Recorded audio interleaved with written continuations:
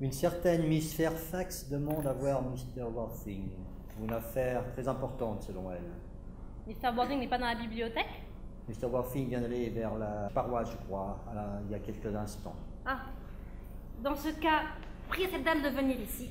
Je suppose que Mr. Worthing reviendra bientôt. Lui préparez le thé en attendant, s'il vous plaît. Bien, mademoiselle.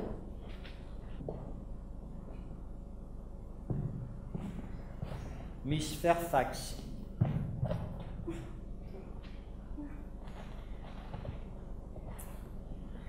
Laissez-moi me présenter. Je suis Cécilie Cardou.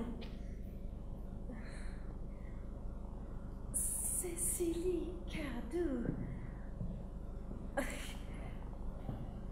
Mais quel nom charmant! Je suis sûre que nous allons être très amis.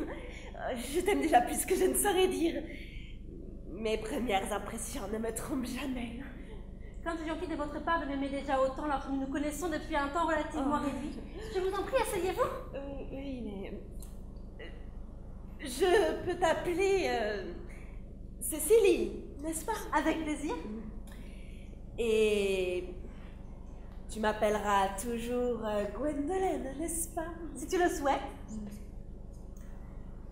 Nous en sommes bien convenus. Je l'espère.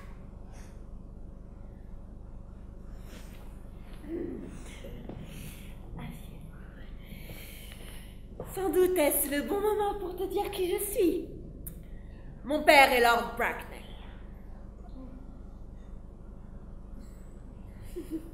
Tu n'as jamais entendu parler de papa, je suppose. Non, je ne crois pas.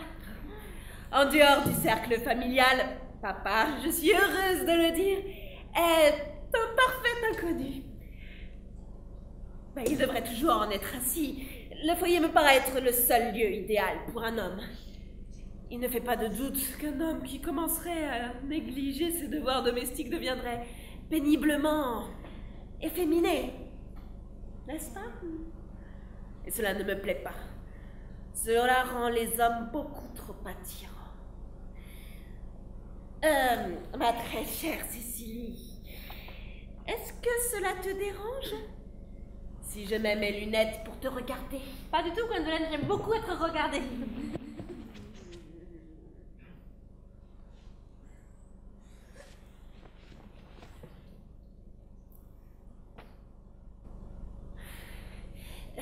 Tu es ici pour une courte visite, je suppose. Non, j'habite ici.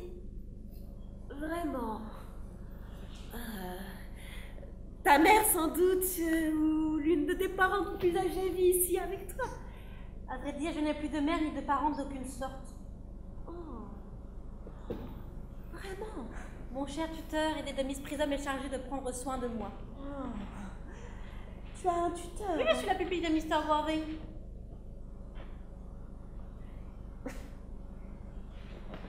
Il est curieux qu'il ne m'ait jamais confié avoir une pupille. Oh, quel cachottier! Il devient sans cesse plus intéressant.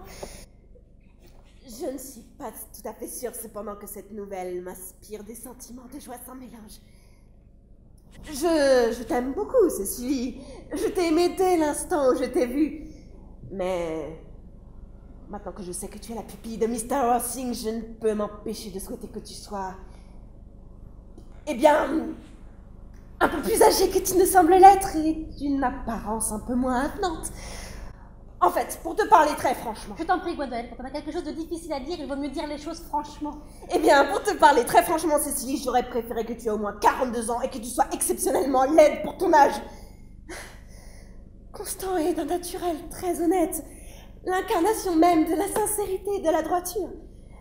La déloyauté lui serait aussi impossible que la trahison. Mais même l'homme le plus noble, à la morale la plus irréprochable, peut être influencé par les charmes physiques d'une personne de son entourage. L'histoire moderne, autant que celle de l'Antiquité, est pleine de nombreux exemples pénibles, montrant des situations similaires. D'ailleurs, si ce n'était pas le cas, les livres d'histoire seraient tout à fait illisibles.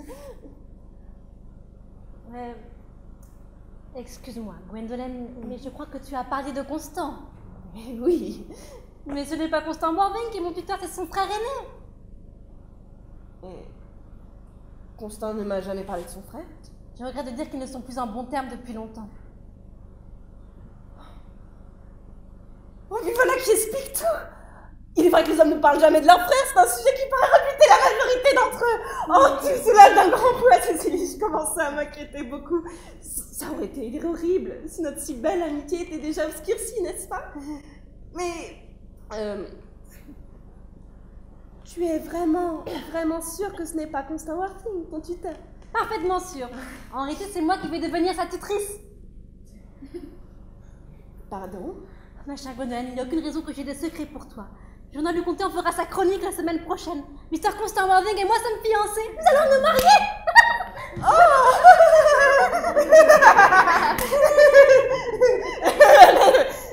Ma chère Cécilie, je pense qu'il y a une petite erreur. C'est moi que Mr. Constant Worthing va épouser. L'annonce de nos fiançailles paraîtra dans le Morning Post samedi prochain ou plus tard. Je pense que tu te méprends complètement, Gwendolen, mais Constant m'a fait sa demande il y a exactement 10 minutes. Oh. Voilà qui est très curieux.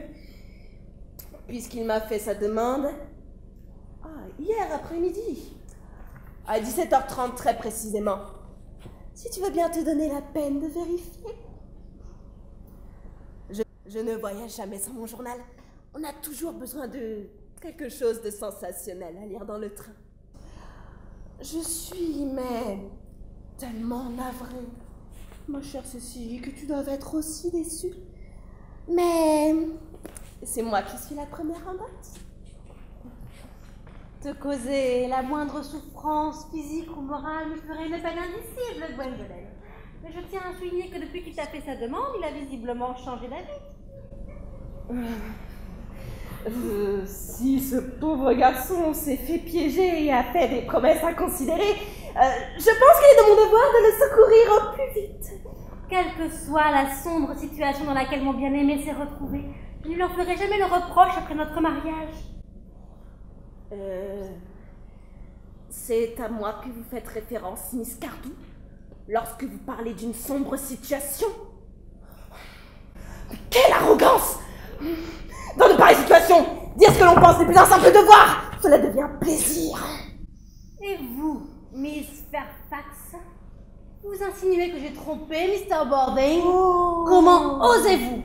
Allons, adieu mes bonnes manières, j'appelle un chat et une loi une loi. Mais je suis heureuse de dire que je ne ferai pas avec les oies. Il est évident que nous ne sommes pas du même monde.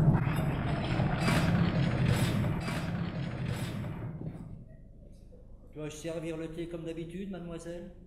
Oui, comme d'habitude. Bien, mademoiselle.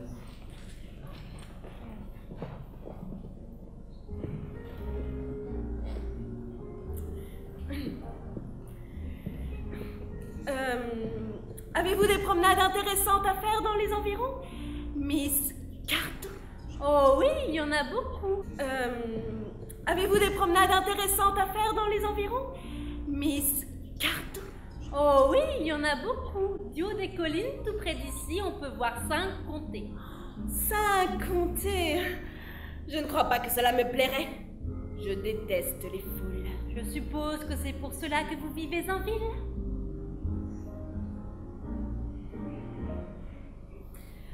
Quel charmant jardin que le vôtre, Miss Cardou. Je suis ravie qu'il vous plaise, Miss Fairfax. Je suis surprise de voir qu'il existe quoi que ce soit approchant le bon goût dans ces contrées reculées. J'en suis surprise. Je suppose que c'est parce que vous jugez la campagne d'après ce que vous voyez en ville. J'ai entendu dire que les maisons londoniennes étaient extrêmement vulgaires. Oh, mais c'est sans doute qu'elles ont de quoi abasourdir l'esprit un peu simple d'une campagnarde.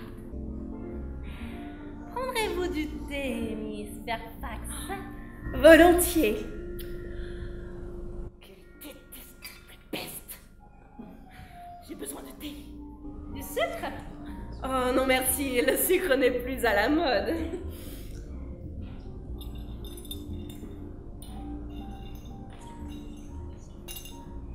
Prendrez-vous du gâteau ou des tartines beurrées? Des tartines beurrées.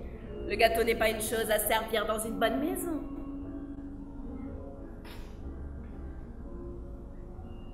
Apportez ceci à Miss Fairfax. Bien, mademoiselle.